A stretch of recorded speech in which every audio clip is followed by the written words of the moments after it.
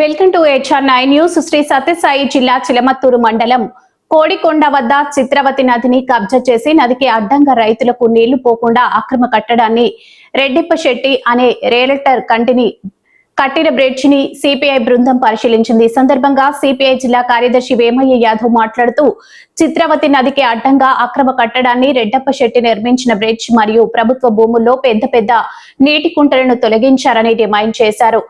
ఏపీఐఐసికి చెందిన 50 ఎకరాల భూమిని ఆక్రమించుకొని హార్టికల్చర్ ద్వారా 6 కోట్ల నుంచి 10 కోట్ల ప్రభుత్వం నుంచి లబ్ధి పొంది ప్రభుత్వాన్ని మోసం చేసిన వ్యక్తిపై క్రిమినల్ కేసులు నమోదు చేయాలని డిమాండ్ చేశారు. సిపిఐ ఆధ్వర్యంలో రెడ్డప్పశెట్టి ఆక్రమించిన భూములపై మరియు చిత్రవతి నది పరిరక్షణ కోసం దశలవారీ ఉద్యమాన్ని రైతులను కలుపుకొని చేపడుతున్నట్లు సిపిఐ నాయకులు తెలిపారు. సిపిఐ హిందూపురం కార్యదర్శి కనిశెట్టిపల్లి వినోద్ కుమార్ మాట్లాడుతూ చిన్న సన్నకారు రైతుల దగ్గర ఎకరా మరియు 2 ఎకరాల భూములు పరిశ్రమల కోసం తీసుకోవడం కంటే ఇలాంటి భూస్వాముల దగ్గర వందల ఎకరాల భూములను పరిశ్రమల కోసం భూమిని సేకరిస్తే సిపిఐ పార్టీగా స్వాగతిస్తామని తెలిపారు. ఈ కార్యక్రమంలో సిపిఐ సహాయ కార్యదర్శి ఇస్మాయిల్, సిపిఐ కార్యవర్గ సభ్యులు డి బాబు, మారుతిరెడ్డి, చలపతి, సమీవుల్లా, నరసింహమూర్తి, జబీవుల్లా, నాయకులు నౌషాద్, జిలాన్, చంద్ర, జియా తదితరులు పాల్గొన్నారు. చిత్రావతి నదిని ఆక్రమించుకొని ఏపీఐఐసి భూములు 50 ఎకరాలని ఆక్రమించుకొని ఫారం ఫండ్లు కట్టినటువంటి పరిస్థితి. అలాగే హార్టికల్చర్ డిపార్ట్మెంట్ కి దాదాపు 6 కోట్ల రూపాయలు ఏదైతే హార్టికల్చర్ ద్వారా డబ్బులు తీసుకొని ఈరోజు ప్రభుత్వ భూముల్లో ఇవన్నీ కూడా నిర్మించినటువంటి పరిస్థితి.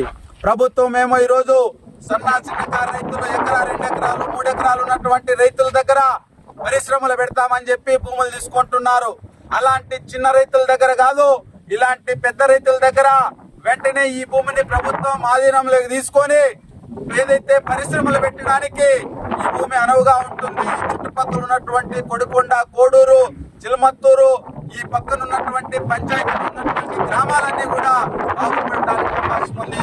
అలాగే కింద ఉన్నటువంటి రైతులకి ఒక్క చుక్కు నీరు కూడా అందకుండా ఏదైతే చిత్రావతి నది ఈ రోజు సత్యసాయి జిల్లాకి జీవనది లాంటి ఈ చిత్రావతి నది పైన ఎన్నో అక్రమ కట్టడాలను కట్టి ఏదైతే పెద్ద పెద్ద చెరువులు మాత్రమే తీసి ఏదైతే కింద ఉన్నటువంటి చిన్న సన్నకారు రైతులకి దక్కాల్సినటువంటి వర్షపు నీరును కూడా ఈ రోజు రాకుండా అడ్డుకుంటున్నటువంటి అక్రమదారుడు భూబకాసుడైనటువంటి రెడ్డప్పశెట్టి పైన చర్యలు తీసుకోవాలని చెప్పి సిపిఐగా డిమాండ్ చేస్తున్నాం. లేని పక్షంలో దీనిపైన దశల వారి ఆందోళన కార్యక్రమాన్ని చేపడతామని చెప్పి కూడా ఈరోజు రెడ్డప్పశెట్టి గారికి హెచ్చరిస్తున్నాం.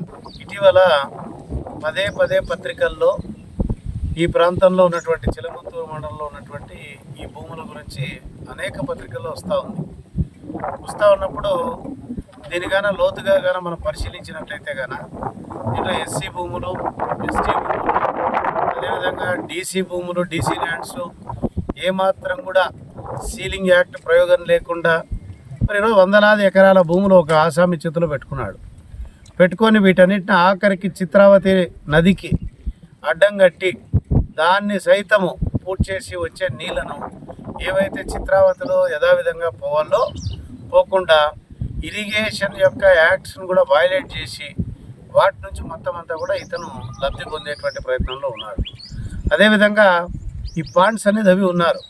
ఈ పాండ్స్ ఎట్లా తవ్వారని చూస్తే కానీ లోతుగా పోయి ఈ పాండ్స్ అన్ని కూడా డీసీ ల్యాండ్లో తవ్వారు.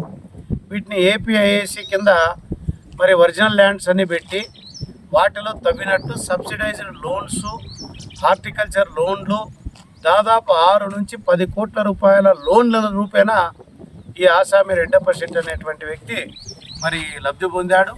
ఇది ప్రభుత్వాన్ని మోసం చేయడం, ఈ ప్రాంతపు ప్రజలను రైతులను మోసం చేయడం, అదేవిధంగా రాష్ట్ర ప్రభుత్వం ప్రగల్భాలు పలుకుతూ ఉంది.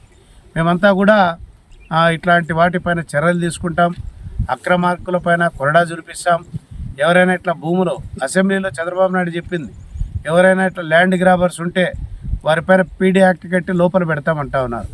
ఇప్పటికే సత్యసాయి జిల్లాలో ఇట్లాంటి వ్యక్తులను మేము ఇప్పటికే 2-3 బయటికి తీసుకొచ్చాం. ఎవరిపైన పీడీ యాక్ట్ కట్టింది రాష్ట్ర ప్రభుత్వం అర్థం కావడంలే. మరి వాళ్ళ కొమ్ము కాస్తా ఉందా? ఇది పత్రికల్లో వస్తే జిల్లా కలెక్టర్ గారు, జాయింట్ కలెక్టర్ గారు వచ్చారు. మరి వచ్చి ఏం చేశారు వాళ్ళు? దీంట్లో ఏ మాత్రం కూడా వాళ్ళు చూపించినటువంటి శ్రద్ధ కూడా కనపడ్డారు. కాబట్టి భారత కమ్యూనిస్ట్ పార్టీ సిపిఐగా మేము దీనిపైన ఖచ్చితంగా చర్యలు తీసుకోవాలని చెప్పి డిమాండ్ చేస్తూ ఉన్నాం. అదేవిధంగా మరి అనేక కంపెనీలు ప్రపంచవ్యాప్తంగా దేశవ్యాప్తంగా ఈ ప్రాంతానికి వస్తూ ఉన్నాయని చెప్పి రాష్ట్ర ప్రభుత్వం చెప్తా ఉంది. మంచిదే, ఇప్పటికీ అందరూ రైతుల్లో భయాందోళనకు గురవుతూ ఉన్నారు. మరి అప్పట్లో కాంగ్రెస్ పార్టీ అధికారంలో ఉన్నప్పుడు రాజశేఖర రెడ్డి గారు ముఖ్యమంత్రిగా ఉన్నప్పుడు 9,900 ఎకరాలను ఇక్కడ తీసుకున్నారు, లేపాక్షి నాలెడ్జ్ సిటీ అని. మరి ఏ నాలెడ్జ్ సిటీ కట్టారో ఇంతవరకు అర్థం కావడంలే. రైతులందరూ భయాందోళనకు గురవుతూ ఉన్నారు. వాళ్ళ భూములు కోల్పోయి బెంగళూరు నగరానికి వలసలు పోయి కూలి పని చేసుకుంటా ఉన్నారు. మళ్ళీ ఇప్పుడు ఏదో కంపెనీలు వస్తానంట ఆ భూములు నాకుంటారనేటువంటి బిక్కులు ఉన్నారు. కాబట్టి మేము సిపిఐగా డిమాండ్ చేస్తూ ఉన్నాం, కామన్ రైతులది కాదు, సామాన్యమైనటువంటి రైతుల భూములు కాదు, ఇట్లాంటి అక్రమార్కులు మరి ఎస్సీల భూములు, ఎస్టీల భూములు, మరి ప్రభుత్వ భూములన్నీ కూడా అక్వైర్ చేయండి. మరి ఇట్లాంటి వాళ్ళకి కావాలంటే కాంపన్సేషన్ కట్టి గవర్నమెంట్ ప్రైవేట్ భూములు ఉంటే గవర్నమెంట్ భూములన్నీ తీసుకొని ఇట్లాంటి చోట కంపెనీలు పెట్టాలని చెప్పి కూడా సిపిఐగా డిమాండ్ చేస్తా ఉన్నాం.